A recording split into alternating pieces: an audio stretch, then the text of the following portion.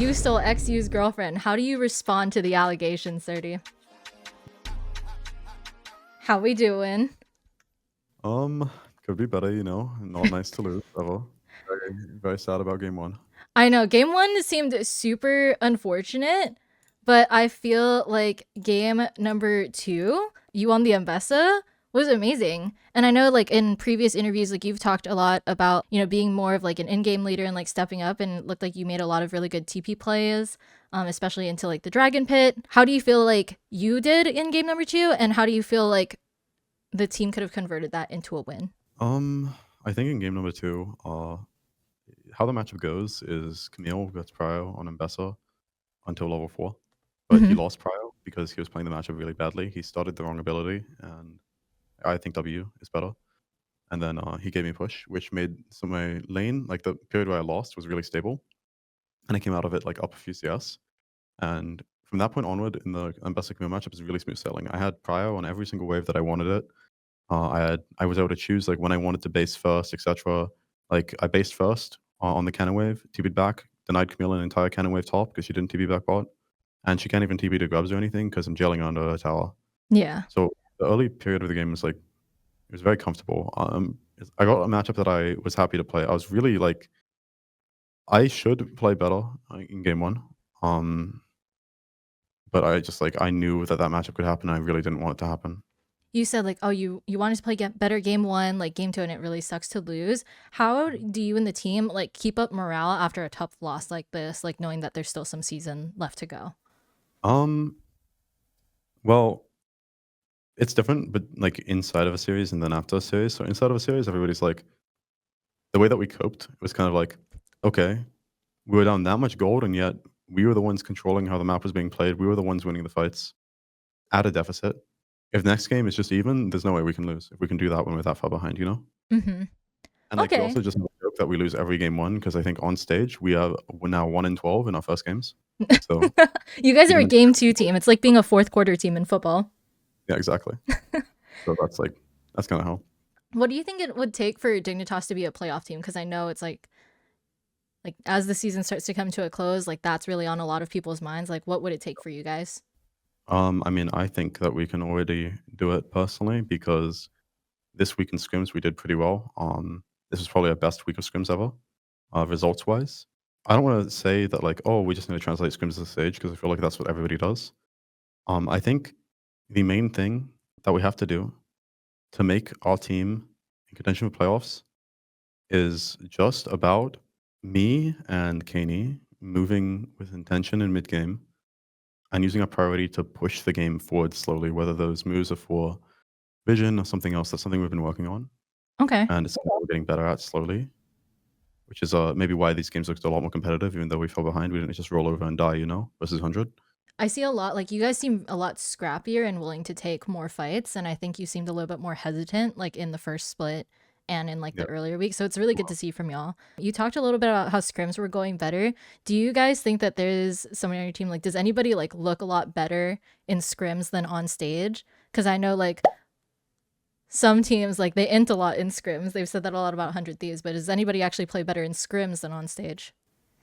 I don't know. I mean, I feel like our mid laner, like this guy wins every single side of every single matchup in scrims, which is like kind of funny because like I mean it's nice to play with. You know, you just have time mid Hmm. prow. Feels maybe that's why we're winning. But yeah, not that Kenny plays badly on stage. 'Cause he plays very well on stage, vast majority of the time. But in scrims, he's like a real beast. Like I think this guy's top 3 mid laners in the league. Damn. Okay. So look out Even for versus Quid Canadian today, scrims. even versus Kenny, sorry, even versus Quid today, he was like putting on a clinic 1v1. Solo killing him at like level 2. He really was. Yeah. Quid definitely had some head scratchers today. I know that you play a lot of the Camille, so it was interesting to see like you playing against it. Do you think that there's a champ that you want to see played more in pro play? As far as top laners go, not in particular. I feel like we're actually in a meta right now that's like pretty good, where there's so many things that are viable and available. Obviously, there's some like Giga OPs, Gwen, Rumble, Jace, just like disgusting characters. Mm-hmm. Um, but I would say, hmm, if I had to choose one champion, it might be Gangplank. I'm not like particularly good at him, but I think that he's really cool and he's like very flashy Oh, in the okay. right moment. He's a So, very good solo queue champ. So recently it came out, Yuji is going to be joining TL. yep. Coming through the tier 2 pipeline yourself, like, do you have any advice for somebody who's also like coming up there and now who's going to be a rookie in the LTA? Don't confuse yourself on what is good and what is bad. When you're given new information, Okay. What do you you mean need by to that? use it to build upon your foundation instead of stripping away your foundation and relying on that alone. Or else you'll lose your identity as a player. Do you feel like that happened a little bit with you, like coming through? Yeah, it does. I think I was playing way better at the start of the season than I did for a long period inside of the season. And I feel like I'm finally starting to get back to a point now where I can like actually play well again. Mm-hmm. Obviously, like game 1 today is just like, I mean, it sucks. Unfortunately, I'm in a matchup where I lose early and get outscaled, and I also didn't play particularly well, so happens. But like in the series versus Fudge, and then in today's Ambassador game, I feel like it shows that I'm a bit more comfortable, you know? So people said that they wanted to get to know you a little bit more, so we're going to do a little bit of a speed round of this or that, okay? Sure. All right, so start easy. Cats or dogs? Cats. Summer or winter? Winter. Coffee or tea? Coffee. Night out or night in? Actually, can I change it to tea? You can. I like tea more Good. anyway. Okay, night out or night in? Night in. K barbecue or sushi? Korean barbecue. I hate fish. All right, I can know forgive most you for that people one are because I into love K fish, barbecue. so, Would you rather be autofilled jungle or autofilled support? Autofield support, because all the supports in NA suck. So you just get to pick 20 kills. Pretty fun. And then would you rather have an autofilled jungle or autofilled support on your team? If they're a top laner who's autofield jungle, any other role, autofield support. One more thing. So you and eXyu both hover Katarina in Champion Select, and when you guys played against each other, the casters made a little bit of a comment that they think that you stole eXyu's girlfriend. How do you respond to the allegations, Srtty? No. If anything, I think my jungle, Shaden, stole both of our girlfriends because he also hovered it. Yeah, he's not dating anybody who mains cat. Ooh, all right. So Shaden is the true girlfriend stealer. You guys heard it here first. Srtty, do you have anything to say to the fans? Thank you guys a lot for your support. I feel like I've been in a very fortunate position as a player where I've been underperforming a lot in recent months. And despite that, I got to experience something which a lot of players don't, which is having people who still believe in you to improve and get better and like turn things around. So I'm very fortunate for that. Just thank you.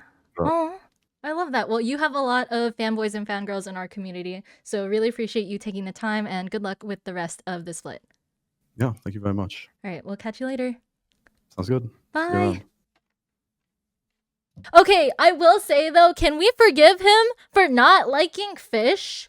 Like, can we forgive Srtty for not liking fish? Because that's kind of a big deal for me. Yes, we can. Okay, I'm seeing some forgivers. You're a Srtty fan now? Okay, here's the cool thing about him is like he's done so much, right? He's hit 2K LP. He's won NACO. He's won collegiate, right? He's now in the LTA. Like, he's a starting top laner. He's done all of that. And like, he's always looking to improve. Like, I think people were really frustrated with how the game ended between Dignitas and 100 Days, especially the second game. But he played super, super well, and he was talking about how he could have performed better instead of like, oh, I think if my team had done this, my team had done that. So I love that even though he was like 6-0 at one point on the Ambessa, he was like very much like the win con. He was still like, what could I have done?